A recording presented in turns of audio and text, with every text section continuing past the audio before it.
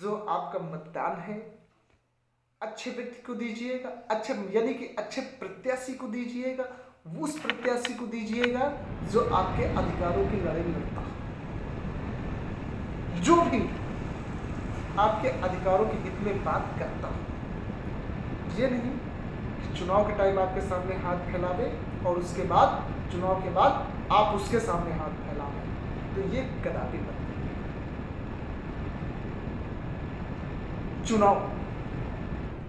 चुनाव जब आता है उसके बाद हमारी जनता, हमारे साथी, हमारे मित्र नेता के पीछे पीछे घूमते हैं। नेता को नेता बनाता कौन है? सच बात है, कड़वी है, मैं कह रहा हूं, डंके की चोट में मैं कह रहा हूं। नेता को नेता बनाता कौन है? हम सभी लोग बनाते हैं ना। उसके बाद वो हमारे लोगों पर राज करेगा है?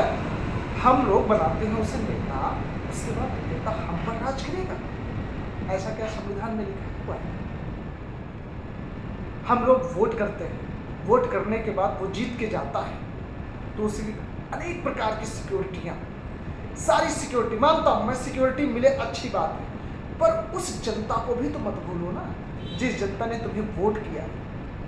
और ऐसे नेताओं को, ऐसे मक्कार नेताओं को मैं दुत्कारता हूं कि जो वोट लेने के बाद जनता के बीच में कभी नहीं, मैं धिक्कारता हूं ऐसे नेताओं को, मैं चुनौती देता हूं ऐसे नेताओं को कि अगर इस तरह के नेता हमारे सामने पड़ गए तो मैं उनकी इस तरह से बेइज्जती करूंगा, इस तरह से बेइज्जती करूंगा कि सात पुश्तें उनकी याद करेंगी। क्या जानते हो तुम नेता किसके दम पर बने हो? हमारे लोगों के वोट के दम पर बने। तो वोट का अधिकार है, वोट लेने के बाद आप लोग चले जाते हो, ये बिल्कुल गलत तरीका है। और आप लोग जो हमारी सुरक्षा है, पुलिस सुरक्षा है, इन सब के बीच में रहते हो, बहुत अच्छी बात है। आप लोग हमारी मदद के लिए आए, यानी हमारी मदद के लिए गए, हमारी मदद के लिए वहां पहुंचे हो। हमारे लोगों का शोषण करने के लिए थोड़ा नहीं पहुंचे हो वहां पर, हम लोगों ने तुम्हारा शोषण करने के लिए भेजा है। वहां संसद में अगर हम लोग भेजते हैं, संसद की ओर अगर तुम्हें रास्ता दिखाते, संसद की कुर्सी पर हम लोग बिठाते हैं, तो क्या हमारे लोगों का शोषण के लिए वहां नहीं बैठाते? शोषण के लिए नहीं बैठाते, हमारे लोगों के अधिकार के लिए बिठाते हैं कि हमारे लोगों के अधिकार आप दिलाइए। आप लोगों को संसद बनने के बाद पेंशन मिलती है, भत्ता मिलता है, अनेक प्रकार की सुविधाएं मिलती हैं। किसके दम पर? इसी जनता के दम पर। ये जो जनता बैठी है, इस जनता के दम पर तुम्हें वोट मिला है, इस जनता के दम पर तुम्हें पूरा रूम, बंगला, मोबाइल खर्च, सारी चीजें तुम्हें को मिलती है। तो जनता को भूल गए हो? ऐसे नेताओं को मैं धिक्कारता हूं, मैं ऐसे नेताओं को मैं, मेरे नजरों में सम्मान नहीं है। मेरे नजरों में क्या, पूरी जनता की नजरों में ऐसे लोगों को सम्मान नहीं है। और ऐसे लोगों को जनता समय पर, ऐसे लोगों को जनता समय पर उसे उसका परिणाम दे देती है। ऐसा नहीं है, जनता मेरी बहुत समझदार है, पर हाँ, जनता अवसर आने पर उसे क्या, उसे उसके कर्मों का फल देती है।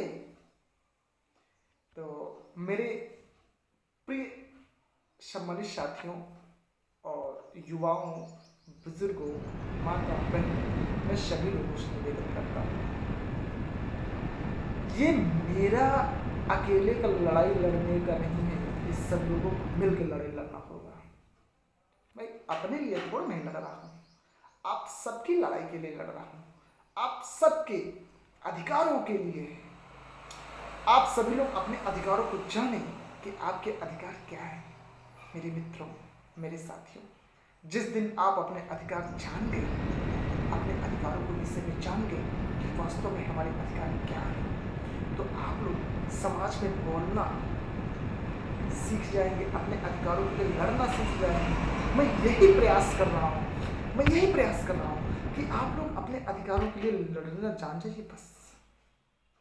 अगर आप अपने अधिकारों के लिए नहीं लड़ेंगे, अपने अधिकारों के विषय में नहीं जानेंगे, तो फिर ये जो नेता लोग हैं आपका इसी तरह शोषण करते रहेंगे, कराते रहिए अपना शोषण।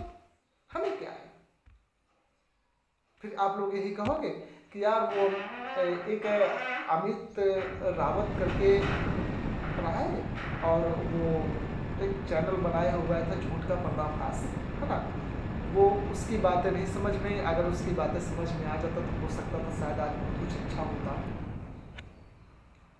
का बरसा जब कृषि सुखाने, समय बीत पुन का पछताने। तो समय रहते हुए आप लोग जाग जाइए, ठीक है, जागने का अवसर है अभी। 13 तारीख को चढ़ बढ़ के मतदान कीजिए अच्छे प्रत्याशी को जो अपना हित नहीं समाज का हित चाहता है। मैं कहता हूं अपना भी हित करें, पर उसके पहले समाज, उसके पहले हमारा वोटर जो हमें वोट किया, सबसे पहले वो उसको प्राथमिकता देते हुए वोट करिएगा। धन्यवाद साथियों। जय हिंद, जय भारत, जय संविधान।